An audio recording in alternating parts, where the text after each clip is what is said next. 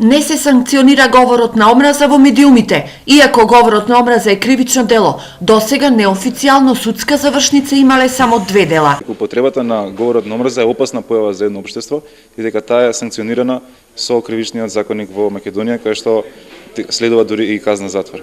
Според кривичниот законник, јавниот обвинител треба по службена должност да постапува кога станува збор за појава на говор на омраза.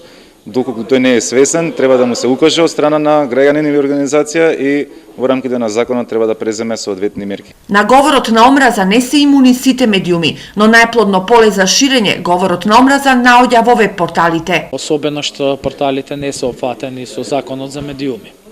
Тоа е едната работа. Втората работа е што тамо под секој текст граѓаните оставаат коментари, дали преку социјални мрежи, дали директно пишувајќи коментар на текстот, и тука тоа е позитивната страна е што има се слуша гласот на јавноста, но негативната страна е што тие коментари многу често се полни со говор на омраза. Инаку најзастапен и понатамо станува говорот на омраза по етничка основа. Говорот на омраза на етничка линија или на национална кај нас директно предизвикува случаи на насилство, на нетрпеливост, да не речам дека и има потенцијал да ја загрози земјата. Само регулацијата и едукацијата за препознавање и спречување на говорот на омраза се инструментите за спречување на оваа појава, со цел чистење на сопствениот двор од страници, текстови и изјави со говор на омраза.